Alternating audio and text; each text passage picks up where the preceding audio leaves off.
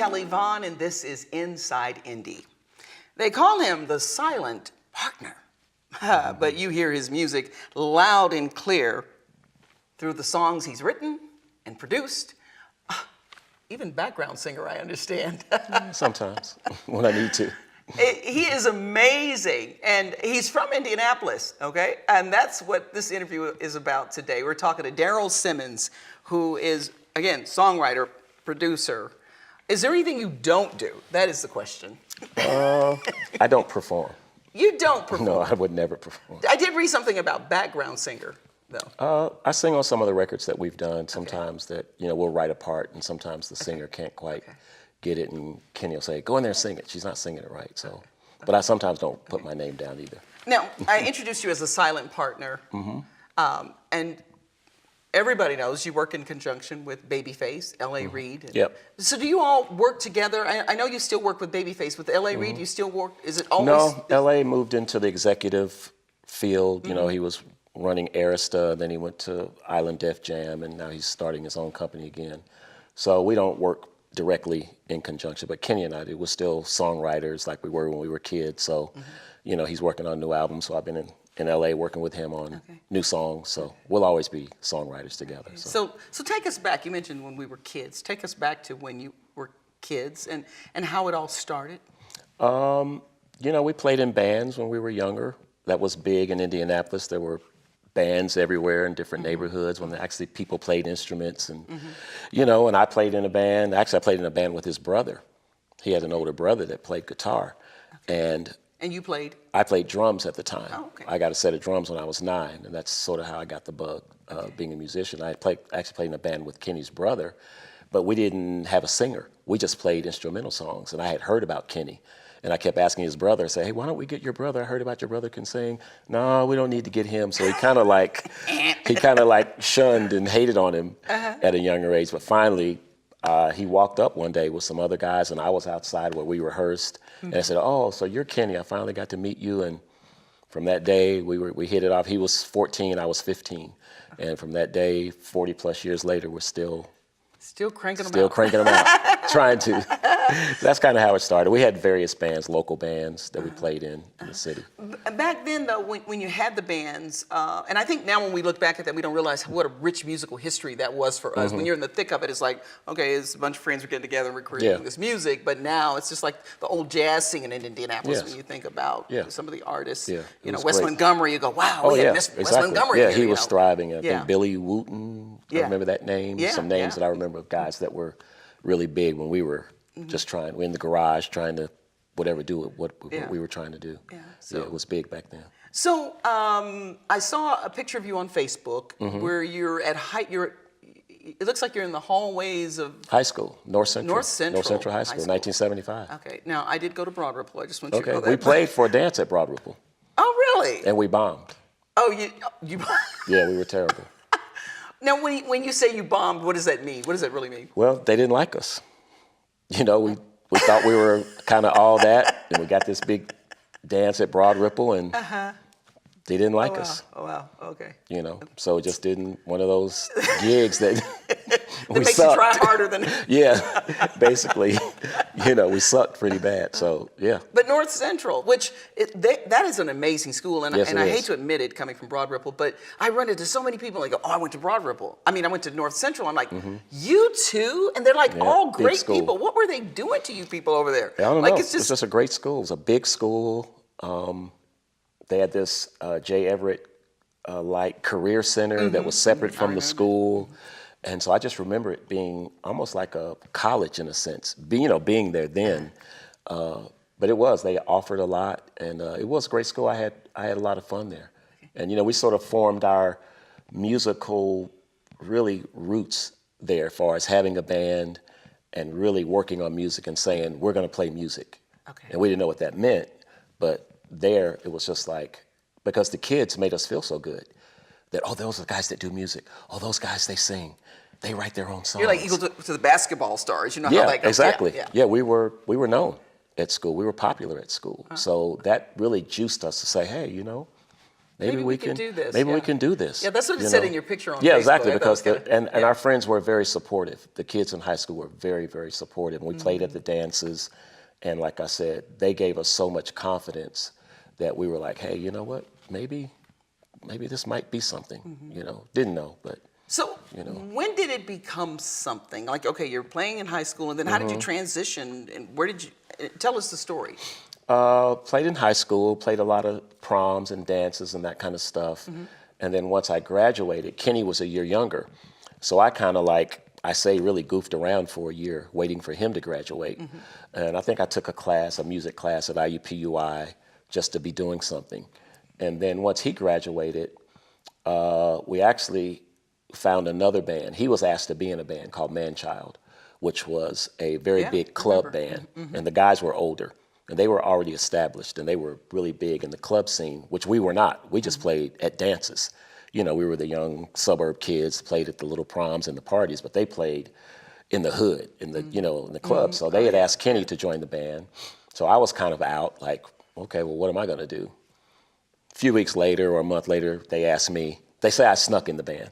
Okay. But someone asked me. That silent partner thing. Right. So anyway, I tagged along, and that's where it kind of got really real. Because Manchild, there was a level of musicians that were there, because these guys were really incredible. They were years beyond us as far as their playing instruments and their knowledge of music. And so that was sort of like an apprenticeship for Kenny and I, to watch these guys. They were so seasoned and played so well. Who did you admire so much back then? Oh, it was a guy named Reggie Griffin who started the group. And he just was this musical virtuoso. He played sax, piano, guitar. And he just knew so much. He knew music. He was like a young Quincy Jones. Oh, wow. We'd get to rehearsal and he'd be recording, and he had played all the instruments. I'm like, how did you do that? He goes, well, I laid the drums first and I hummed it to myself, and then I went back. I was like, wow. So he was the main person that we just gravitated towards, like a big musical brother. And when we tried to do things, he would correct some of the things that we would do. Just a huge influence on me. And record, even making records and recording a lot of the things that we learned from him. He was a major, but all the guys were great. They were great musicians, all of them. Bobby and Flash and AJ and Chucky, who passed away a year or so ago. Just great. We were around great musicians. Really taught us a lot. So from Manchild on to what happened after that? Manchild, we did a couple of albums, and they were regional, mild success, I guess. And then it sort of petered out. And Kenny actually left first. Once again, I was there, he left, and he actually went to a band in Michigan. He played with another club band in Michigan. He kind of got bored with what we were doing.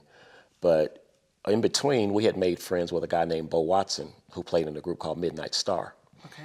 Yeah. And they were from Cincinnati. They would come to Indianapolis and play in the clubs, along with another group called The Deal. They would come to Indianapolis. It's only 100 miles away. So he started writing songs with Bo in Cincinnati. Midnight Star was working with a group called The Deal, which we knew those guys as well. They asked Kenny to join The Deal. I remember that. After Kenny joined The Deal, they did an album. Kenny calls me, hey, you want to come along and be a player and write songs? I was like, hey, absolutely. So they came and swooped me up from Indianapolis, and I went to Cincinnati. And that's where it really, really started as far as being really songwriters and becoming producers and making our own records and being behind the machine. L.A. and Kenny started as producers first, producing the group. I was a songwriter, but I would sit there and watch them. I would sit on the couch. I would stay all night and just sit and watch how they produced. But I was writing. But as far as producer, I wasn't a producer. And tell us, because we hear writer, we hear producer, but what a producer does. Now I know how to produce a TV show, but I don't know how that translates into It's pretty music. much the same thing. The producer is, this is what we're going to do, this is how we're going to do it, and we're going to get it done this way. The captain, the coach, this is how we're going to do it. And I was terrified of it, in the beginning. I mean, I became a producer by default because Ellie and Kenny had so much work that they couldn't be at two places at once. And one night, we were working with Karen White, and I was sitting on the couch right here, and they were sitting at the console, and Ellie's looking at his watch. He turns around and goes, you got to help us with some of this damn work. And I said, okay, because we got to go over here, and I think they were working with Pebbles. We got to go over here and work with Pebbles, and you need to finish this. And I was like, well, I don't know what to do. He said, well, you've been sitting here all this time. He said, you know what to do, just do it. And he and Kenny literally got up and walked out. And I'm like, oh my God. And I was a nervous wreck. And they threw me in the seat. And I said, okay, what would they do? I've sat there for so many sessions. What would Ellie and Kenny do? This is what they would do. This is what they would do. And even still to this day, when I work, I go, what would Ellie say? What would Kenny say? Is it right? Kenny go, no, it's not ready. Ellie would say, nah, it's not ready. And so I still use them as that gauge to say, is it right? No, go back and check it. Okay, go check it again. You know, and that's, like I said, I became a producer by default. I didn't want the responsibility, because like you said, that's what a producer does. You're responsible. Okay. You're responsible for the session. This is what we're going to do. This is how we're going to do it. And I got to bring it home, and I got to make sure that it's right. Okay. Because I was thinking you could help me with the new theme song for Inside Indy on the show, but I didn't know how that actually worked. Like, would I have to sing? You know. I don't know. Somebody's got to sing. What's that gonna look like? Somebody's got to sing it. You know, if I write something, somebody's got to sing it. No, it won't be me. It won't be me. I don't go that far. Wow. But you know, so that's really what a producer does. He pulls it all together and brings it home. Pulls all the people together. Wow. And I always tell people the greatest example of a producer, if you can remember, is when Quincy Jones did "We Are the World." Okay, yeah. He was the producer. So you think about all the people that were involved, all the big stars, the egos. I think Quincy had a thing. That song up to like 50 ways, and I think right? Quincy said, hey, leave your ego at the door, because everybody's not going to get to sing on this. This is how it's going to go. So to me, that's probably the greatest production job, or an example of a producer pulling superstars together to pull a thing together where everybody's not going to get to shine. And that had to be a heck of a job to do. Because even when you watch the video today, Yeah. you'll go, oh, there's such and such there. I There's didn't hear such and them. such. I didn't hear them, but they were in there. But But Quincy delegated. You're going to sing this. Ray Charles is going to sing this. Bruce Springsteen is going to sing this. Al Jarreau's going to sing this. Lionel's going to sing this. Michael's going to sing this. Okay. That's the job. Okay, so then you're going to help me produce the new theme song for Inside Indy. We're going to take a break, and when we come back, we'll have more That's good. with Daryl Simmons.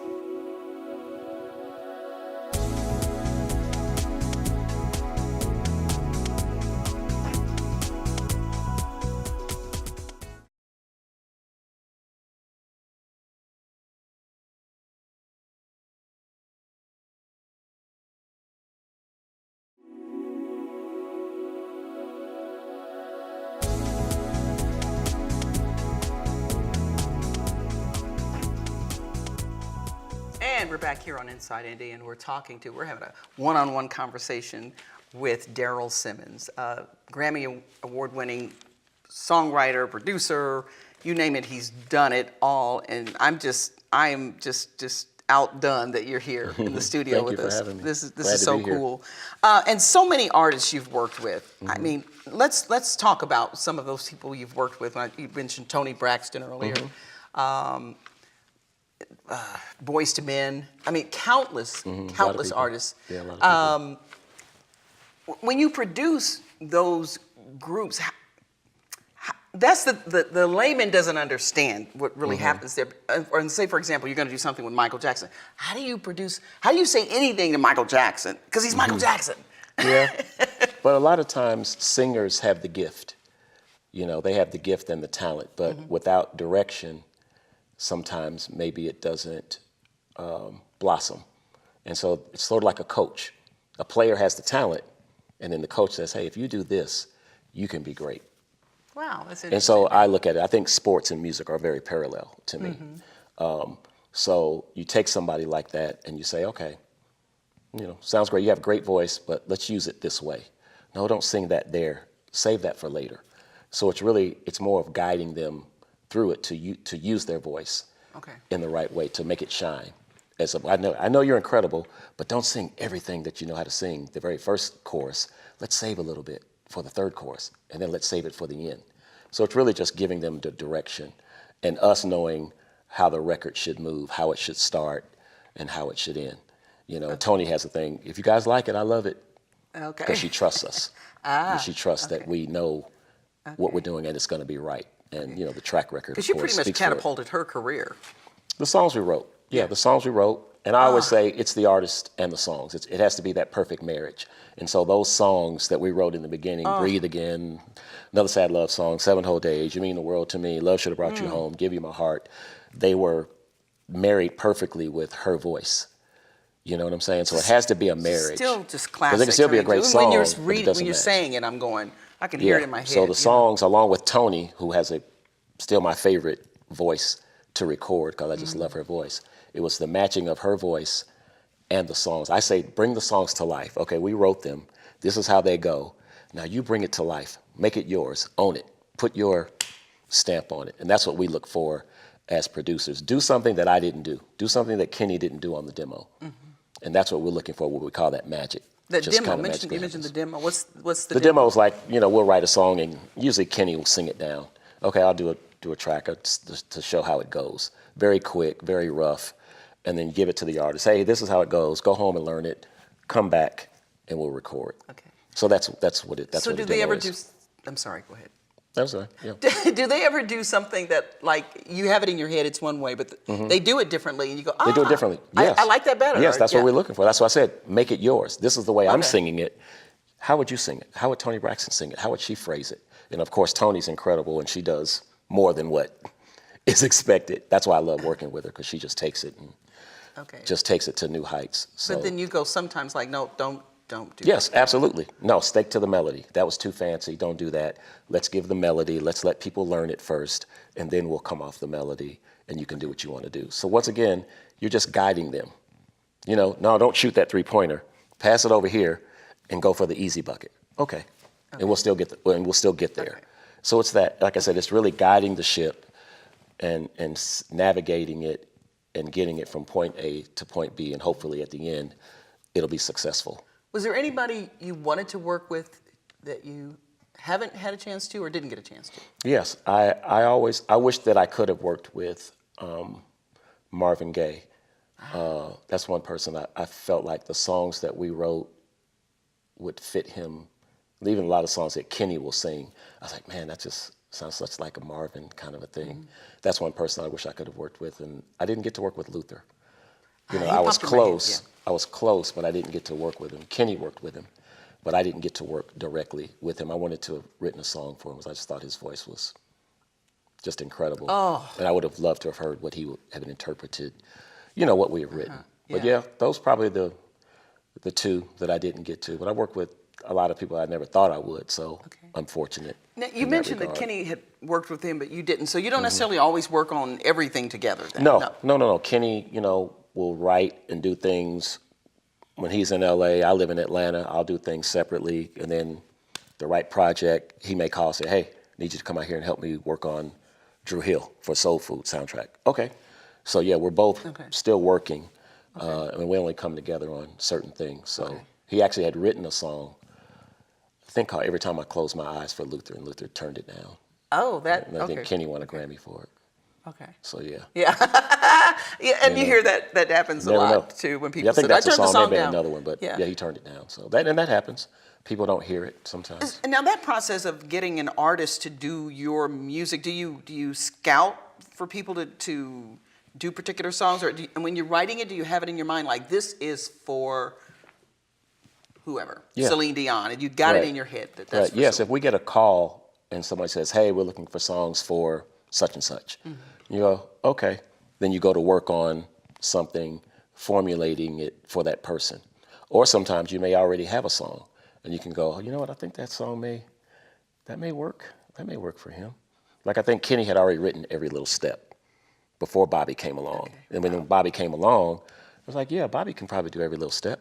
And Bobby did a great job. Great, once again, a great marriage. So that's usually what it is. I like to usually get the call to say, we're looking for songs for this particular person, so you can really craft it for that person. I don't like to give a song and then try to sort of force it. You know what I mean? I don't know. We've done it, but I prefer to write it knowing that I wrote it for a person.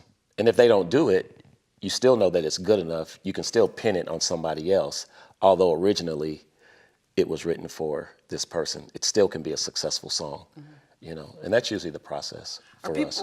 Artists clamoring to get to you because they think, okay, you're going to make the next big hit for me. Not anymore. They used to. Now, let's talk about that. You know, Now, that- what does that mean? I'm not the anymore? guy anymore. You know, I get my calls. I get a couple of calls. Kenny works way more than I do. He's an artist, so you know, he gets a lot of calls. I pick and choose. I get a few calls a year for something. So you know. why do you think that is? And I have my theory on that, but Well, music changes. You know, Yeah, there's the the world new guy changes, that yeah. comes, just like singers. Whatever happened to such and such? Well, nothing happened to them. Somebody new came along, and they're just hot for the moment. Now it's Bruno Mars. Now it's this person. Nothing changes. It's just that the music changes in one sense, and then there's this new person that they gravitate towards. well, you you know. got rap. That rap, which I That don't whole- do rap, and I don't know anything Right, about. it's a I know what I totally- like, but it's totally different. So a lot of things are rap driven, which are popular. So I don't do rap. People know that they know what I do. They know what my career has been. I write ballads. You know, we write love songs. So that's what we do.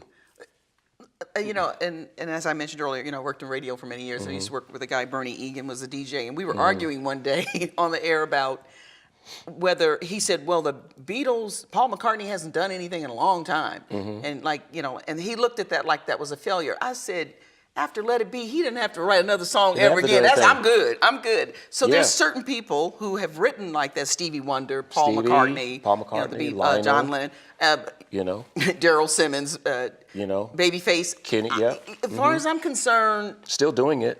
still doing it, but your stuff is, there's such classics that in my mind is not about a hit. It's about what you've written, and it's I agree. it's forever. Yeah, I agree. So I didn't understand why he, as a DJ, could not appreciate that, Yeah. because I don't. Yeah. I mean, like Kenny's show, people come to hear Whip Appeal. They come to hear As Soon As I Get Home. They come to hear, you know, what he's done. He may have new music, but they ain't necessarily coming to hear the new music. They'll listen to it, okay, that was nice, but we want to hear For the Cool in You. We want to hear When Can I See You Again? You know, so you're right. You sort of rest on what you've done. When those people come, that's really what they're coming to, you know, to hear. Yeah, we'd all like to have hit records again, and we're always writing and working on things. But at the same time, I always say that I'm very proud of what I've done. If I never have another hit record, I'm okay with that. Right. You know what I mean? Because I'm proud of the work that we did do when it was The in the catalog prime of is- it. Yeah, it's a great catalog. So Unbelievable, unbelievable. And I think what happens a lot of times, we don't know that, like when you're writing for other artists, that you even did that. I'm surprised Right. sometimes I'll read the label or go, oh my Right. God, I didn't know they were behind that, you know. yeah, a lot of records. There's a lot of records that, you know, we've done that people don't realize that we did do. And we only have 3 minutes left. You're So fine. songwriting, how do you do that? Where does it come from?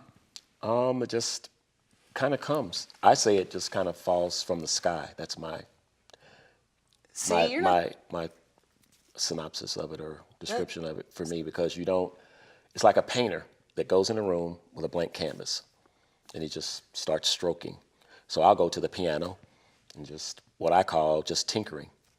I'll sit there like this sometimes, and I'll sit like this sometimes.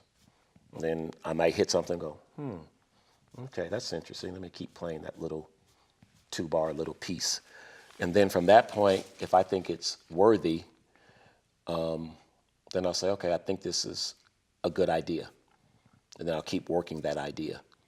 And then, okay, that idea gets better. I say, I think this could be a record. Then I'll keep working the record. Okay, now what is the music saying to me? What's it saying? So that's my process. That's Kenny and I's process. Some people write from, Elton John writes from lyrics. You know, his partner, Bernie Taupin, will give him a set of lyrics and go, here's the song, Elton. And to me, that's really crazy. That's hard. I think that's the harder way. But that's how it comes. It's just, sometimes it can be inspirational. Somebody may say something. Somebody may be going through something that you may hear just in passing. And you go, man, that's a really good title. I like that. I've Do got a something title with for a that. song. What's that? If you do something wrong, do it right. I don't know. It's a country song though. It's not like Okay, yeah. it's a country you gotta song. do country. So it would be called Do It Right. To shorten it, it would be called Okay. Do See, It there Right. you are producing me already. Right. So we're you gotta gonna cut write. it. We're You gonna gotta write make it this song. interesting. You got to make it interesting and say, okay, what does that mean? Well, so many people do wrong things, and it's so stupid to me. And so all the time on the radio, when I'd hear stories like that, I'd go, if you're going to do something wrong, do it right. And I heard this country song in my head. That's a good title. Yeah. That's a good, I like that. That's a good idea. I'll have my people call your people. Okay, cool. Oh, they're getting ready to go. No, you can't. Okay, I'm going to take an extra minute. A couple of quick questions. Okay. What's it like to hear your music on the radio? Do you, when you hear it, like, do you go? It's for me. That's the pinnacle for me, because I'm not an artist, so I don't do videos, I don't do performances. So for me, to hear my songs on the radio it's gratifying, because I know where that song was written, I know how I started it, or I know what we went through to get to that point. So to get it to the radio that's the ultimate. So for me, it's a good feeling. You know what I'm saying? To hear that song that you wrote, even like maybe 25 years ago, 30 years ago, I still hear songs that I'm very proud of the work that we did. It still stands up when I hear it. I'll pull up next to a car, maybe some girl singing End of the Road as loud as she can. I'll just sit there and go, yeah, I wrote that. yeah, I wrote that. And she's just, hey, Daddy, so I wrote that's that. my satisfaction. Maybe for an artist, it may be the crowd, cheering back. Yeah. One last question, I promise. Indianapolis, do you think we know, understand, and appreciate the work that you and Kenny have done? I think so. I think so. We always acknowledge Indianapolis. This was our learning ground. We never forget where we come from. We were aspiring kids, rehearsing in a garage or in somebody's basement in Indianapolis, and it also lets you know that if we can do it, then anybody can do it, because back then there was no social media. Nobody could see us. We couldn't put something out there so somebody would see it. We had to do the work. We had to keep working and move to the next phase and move to the next phase. So yeah, I think they do. Well, I hope the next time you're back in Indy, you'll stop by again. I will. Because I got more questions. I know, I got you. I got lots Part of two. questions. We'll do I part got lots two. of questions. Daryl Simmons, musical Oh, thank you so much for having me. genius. Thank you so much. Thank you so much. Thank you. For joining us here on All right, Inside thank Indy. you. And thank you for joining us. I'm Kelly Vaughn. We'll see you next time. Bye-bye.